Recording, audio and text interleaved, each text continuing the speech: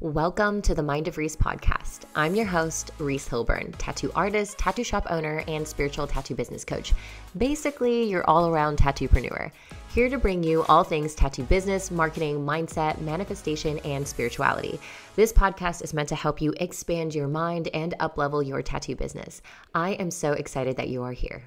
Guys, welcome to another episode of the Mind of Reese. Holy moly, I am getting ready to go to the Amazon rainforest. I am so excited. It's so funny when I was thinking about embarking on my first ayahuasca journey. I never actually wanted to do it. I never was like a big person on ayahuasca. And I definitely I was like a no. Every time I got invited, I've been invited to Peru, Portugal, places in Northern California. I have friends, family, all this kind of stuff of like, hey, you should come. And I've always never felt the vibe. It was never my vibe. I was like, no, I just don't feel the call for it. And then I met my mentor, my spiritual business mentor, Hijina Osilva. And in November, I actually found her through TikTok, which is, I just find that I love social media so much because you can find all of these wonderful people on there. And so two of my mentors, I just signed up for a 6-month psychic intuitive one-on-one with her so we can kind of unlock and unleash my psychic abilities because I've been feeling them come online so much more so since I've been into Reiki and doing really deep healing meditations and also doing a lot of energetic work with my own clients and energetic work with myself. So it was funny because as I started to kind of dive deeper into my spirituality and allowing that to kind of lead me and lead my business, I started to find that I was opening up on unlocking and channeling these new visions of doing things that I just never would have thought I would do before. And I guess it was just, it's like when it's time, it's time, when you know. And so when Hijina had offered to be doing this retreat back in July, I was so scared. I was like, oh my God, I'm going to do this. And then I finally just was like, yes, full send. And then they canceled it for July and then moved it to October. And I didn't think I was going to be able to make it because I had already booked out my year for the rest of the year and was able to move things around and everybody was so kind. Excuse me, I had a burp.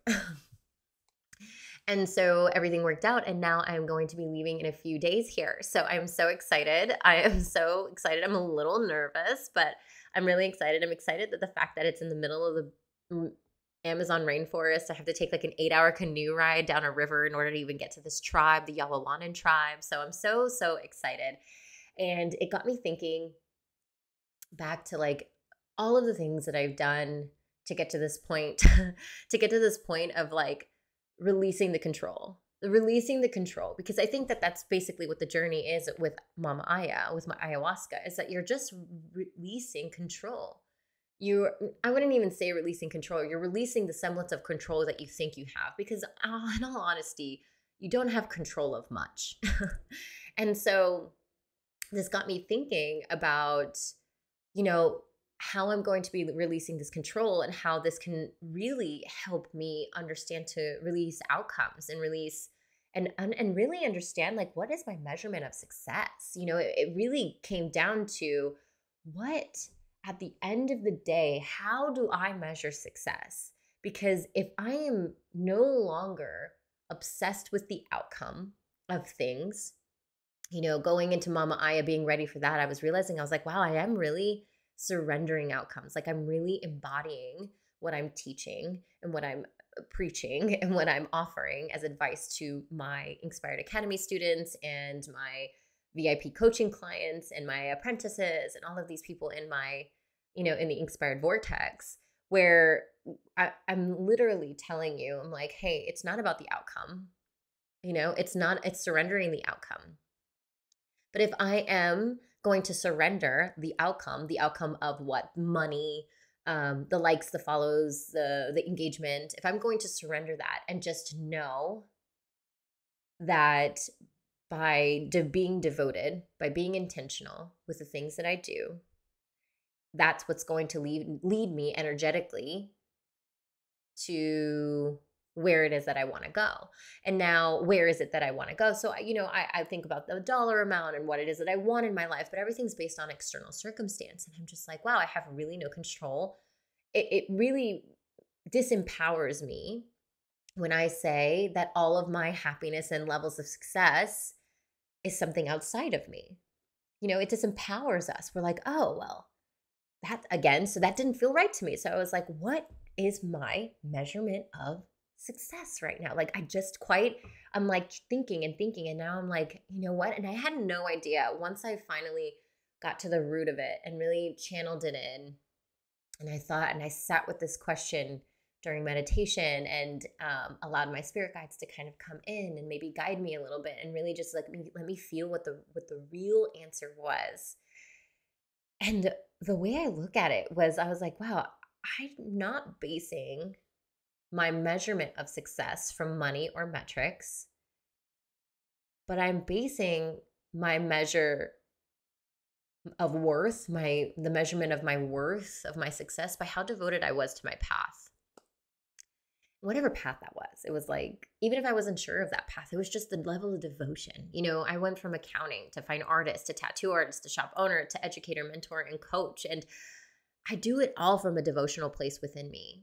And that's the only thing that I actually have control over. It's like, how devoted can I be to the path that I am on? The only thing I have control over in this life is my devotion and dedication to the things that I set out to do. I cannot control any outcomes. I can't control the dollar amount. I can't say that I'm going to go to ayahuasca and have some spiritual awakening. I expect to have that outcome. And if I don't, that's not a successful trip. That would be so demeaning to the experience, to the road. When I think about it, when I really look, when I pull myself out, like, let me say I'm going to remove myself from my body and pull myself out to outer space, past all the trees, past the sky, past the Earth's orbit, all up into outer space, and really get an observer's eye on my life. Zoom out. You could not have asked me and told me that I would go do ayahuasca, because there was no way that I would do anything that wasn't about tattooing, that wasn't totally tattoo oriented, because at the time I did measure my success based on money. So if I would have taken 10 days off to go do this ayahuasca trip, I would have lost 10 days worth of money. That was how I thought about it. So I never took vacation. I never did much for myself.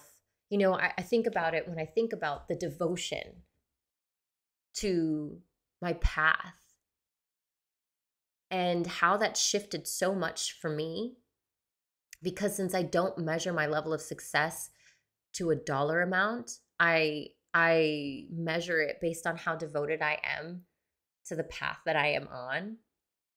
That's how I do it. And so the fact that it's not about being a workaholic or saying that I'm drawing, eating, sleeping, pooping, fucking tattooing all day long, like that, just to say that so that someone can give me a pat on the back and says, wow, you worked really hard.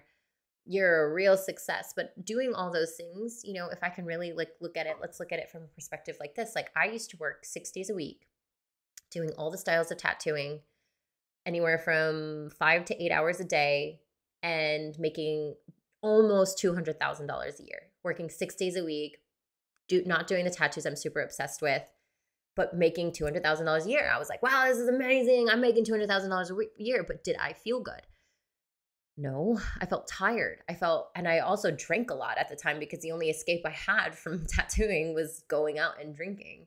And was I tired? Was I eating well? No, I wasn't taking care of my body, because I just, I did get workouts and I ran a lot, but I also did it to get rid of my hangover so that I could tattoo the next day. Okay. It was like when I escaped, I went to substance. And then when I wasn't tattooing, that was my, I escaped. So it was like, it was one of those things where I was dedicated, I was dedicated to the money. My measurement of success relied on the money aspect. And if I wasn't constantly working and doing the thing, but I didn't want a little semblance of a life, so that was the only way I knew how to do it, was to go out at night and then, wake up early in the morning, do a run, do it all over again. Now I'm looking at it as like, oh, let me just be dedicated to the path. What path am I on? What is this path that I have decided to choose? I've decided to no longer adhere to the workaholic mentality And that is not the path that I want to take any longer. I don't want to hurt my back. I want to be able to tattoo for as long as I can. This isn't a short career for me, and it can be if I decide to not take care of all the vessel that I'm currently in, you know? And so I thought about it and I was like, you know what? I want to measure my success for how devoted I am to my mission and to my message and to my movement. And it's funny because it's like if it wasn't making me money, I wasn't doing it. Like I ran because I felt like I had to, you know, like that. I was like, oh man, I just want to feel good in my body. But it also was like a very vanity thing. And I also had really bad body dysmorphia where I was like, oh, I'm fat, you know? So I ran not for good reasons for a really long time. And so it's like, wow, I'm measuring, you know, it was like, let me beat myself up for this. Let me beat myself up for that. Let me only work for money. And so I'm like only thinking about money and let me not do anything outside of that I think is not going to make me money. But when really, what's so funny is that the moment that I became devoted to my spirituality and mixing spirituality in my business, it became a trajectory of balance and the devotion to the balance within my business. I still work a ton. I do. I love it. I love it. And I have so much balance within it all. You know, I work 3 days a week now. I've raised my prices. You know, in tattooing alone, I make more than $200,000 a year and I only work 3 days a week.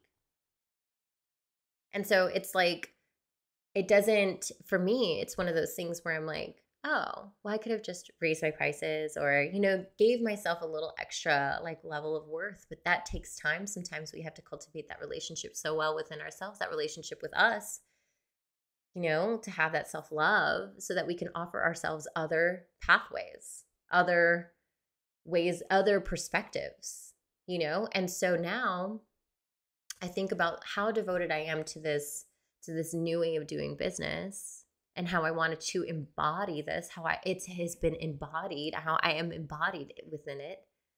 And it's funny because I'm so devoted to the path and I'm surrendering the outcomes more and more and more to where the outcomes are turning out better than expectation because I didn't have any. To where the outcomes are, you know, are maybe not happen right now, but then they happened at 3x the next month because I just said or did something that really resonated with people and was really intentional with the thing I did. So that's why I'm so obsessive with becoming like as a spiritual being and as an intentional tattoo artist, an intentional human. It's like everything that we do, if we can do it with devotion, even just the way that I do a chaturanga when I'm in yoga, if I like the way that I breathe out as I go down and I breathe in as I move up and then as I breathe out as I go into downward dog, it's like making sure that I'm intentional with every movement that I make, staying in the moment of those things. Because when you're intentional, you are staying in the moment. And what happens when you are in those moments and not in your head, you're actually alchemizing all of the knowledge, the newfound knowledge, the new muscles. It's funny because they even say, you know, like some, I forget what is it, like some tests through science is that if you actually think about the food that you put in your mouth, think about it going into your body, intentionally chewing it, intentionally feeling the nutrients go into your body, the person actually absorbs more nutrients than the person over here looking at their phone while they're eating. And so it's like, it just goes to show that intentionality, it has everything to do with business. And everything outside of my business is a direct reflection, a direct correspondence to my business. So me going to the Amazon to go really like let go of control, really release control and have no idea what's about to happen. And just really, that's what ayahuasca is all about, is releasing control and allowing yourself to flow and how well I can flow with that. Or am I going to fight it? Am I going to have a bad trip and fight it? Or am I going to flow and have an experience of a lifetime? No matter what that experience is, I'm just going to choose that. It's going to be my outcome, you know? And so when we think about it this way, it's like, whoa, when I can just flow and be intentional, it's the money follows. Like me going to the Amazon for 10 days to go do ayahuasca with my business coach. And we're going to do certain things that will channel more of source within me, source energy within me, so that I can help other people in different ways when that comes to energy healing and really diving deep into shadow work, and something that I'm really passionate about, especially during tattooing. I have a client, her name is Samantha Lewis, and she's just incredible. She is a Reiki healer, a ritualized tattooer. And so she ritualizes all of her tattoos. And I love that idea. And I'm like, oh my gosh, I do a lot of mindfulness practices before my tattoos with my client, but I don't ritualize the tattoo, which is something totally different and something that I'd like to explore. And so it's like one of those things where we can give ourselves the opportunity to have balance within our business, that intentionality to really be dedicated to the way you want to do business, to the path. That's when you see exponential growth. That's when the money just follows. So I'm not going to measure my success based off money, because at the end of the day, for me, how it happened was that since I did that, all I did was put a new dollar amount at the end of the day and just made it another, like it wasn't enough. Okay, well, I beat that metric. Let me up it so that I can beat it again in 6 months. And then when that's not making me happy and that doesn't make me feel as successful, and then I'm going to go on to the next 6 months and do it over and over and over again, where it becomes like it's never enough. Or, we can look at the people that are just starting off in their career and they're like, oh, let me measure my success based off money. And so that will not hold, because there's a lot of people that don't get a lucky apprenticeship, or they don't get the route where a lot of, maybe some artists have, where they've got a great mentor, or, like there's so many pathways into this industry where oftentimes it could be self-taught and you're doing it in your garage and you're not investing in yourself, and you're just, you know what I mean? Like you're just like, fuck, like I'm not making any money doing this. I'm drawing all of the time and I'm not making any money. So are you unsuccessful because you're not making money? I don't think so. I think that's fucking horseshit.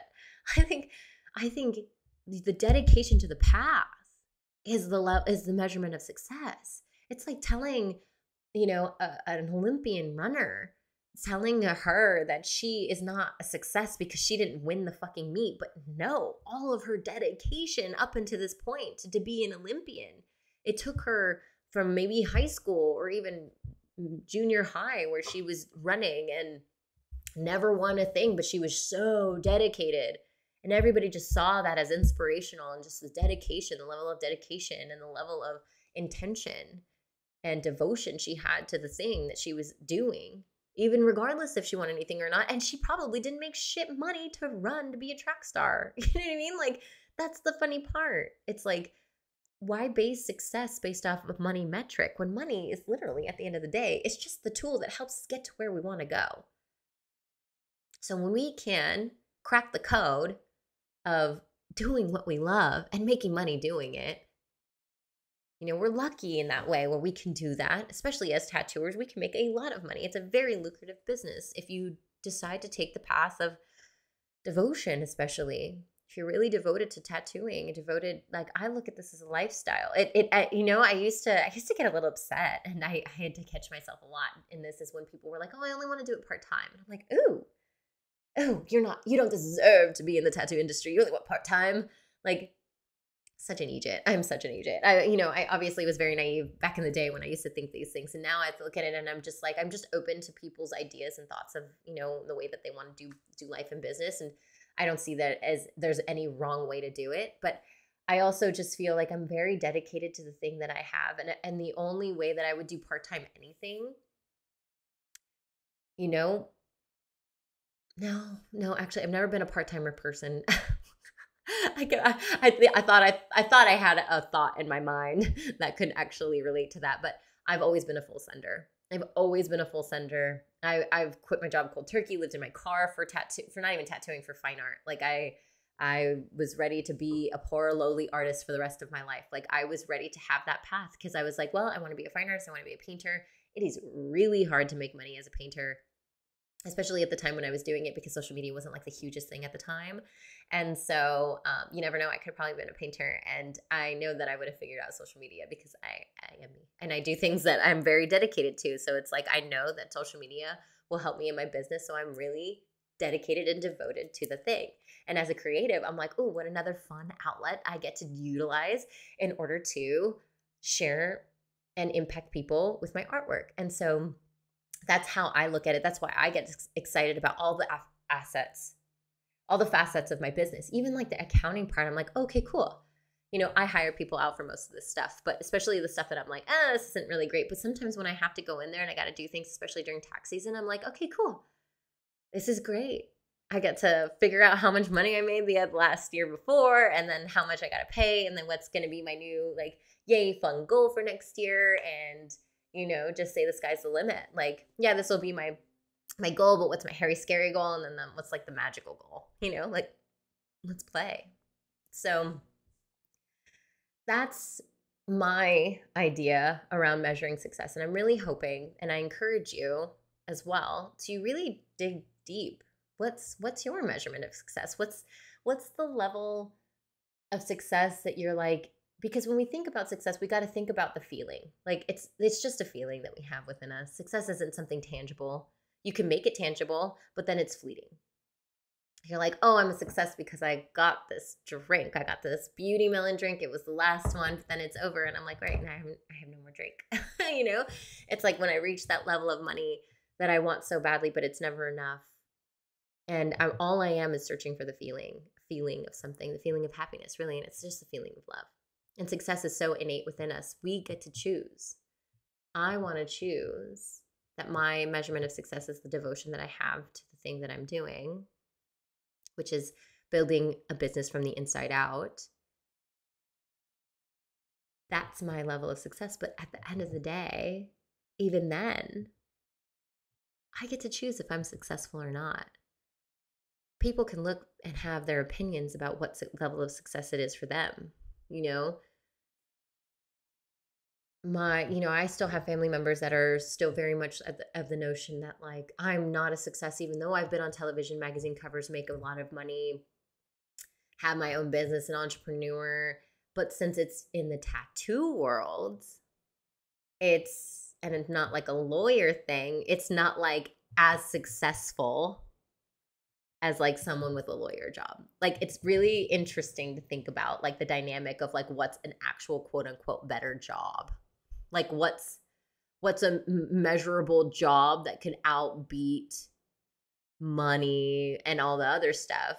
Entrepreneurs, it's like most entrepreneurs, I think, were looked at as crazy people because, I think not now at this day and age, but back in the day when, my dad was an entrepreneur, everybody was like, you're crazy. Like, just get a job, bro. Like, get stability, safety. Like, that was what life was all about, was stability and safety in business. And even for me, when I first started, my corporate job career, I was like, I just want safety and stability because I just watched my dad open up so many different entrepreneurial endeavors and them just not working out. But he finally found something that was his niche, and now he's been doing it for the last like 25 years. So it works out for him. And I realize I get that entrepreneurial spirit from him as well. So it is just one of those things where, it's so weird how people measure the level of success, and so why not just choose to be successful? Like, I'm choosing to be successful because I'm so dedicated to the thing that I love so much. And that by being so dedicated, that I know that one day something will come of it, whether it is one painting sold or a huge tattoo career, or I don't know, it could be anything. As a creative, the sky is the limit. And that's also, it's just, you get to choose. And so I'm not going to disempower myself by allowing my level of success to be something outside of me. I'm going to choose that I'm innately successful and that the feeling of success is within me, and I get to choose when I get to feel it.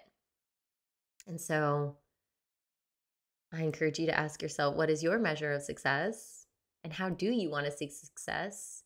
And can we shift the perspective on how you see success? Because that's going to lead a super fun, healthy, balanced fucking business, is when you can choose how you want to see your levels of success as something within you instead of something outside of you. All right, guys, I love you so much. I hope that really resonates. Wish me luck on the ayahuasca. If you were feeling inspired, if you feel like if you were listening to this and you're just like, man, I know someone that could really need this, that really needs to hear this. Please go and share it out there. You know, the big reason why I love doing these podcasts so much is just because of the fact that, like, I'm hoping that there's one person out there that just needed it. And the fact, you know, and it's so funny. I had one person today tell me, it's your content that made me quit my 9-to-5 job and to go tattooing full time. Thank you so much. And I was like, holy shit. Don't tell that was me. Don't tell me that was me. I don't want to take any part of responsibility of that, just in case, you know, something doesn't work out. But like, all jokes aside, like, that's the point. I create these things is in hopes that it'll inspire someone to inspire someone to inspire someone to inspire someone. And then it's just a ripple effect of beautiful, beautiful, beautiful people doing things that they love and making a beautiful living doing it. And that's, for me, is that's my devotion to this, what everything that I do. So I love you guys so much, and I will see you on the next episode.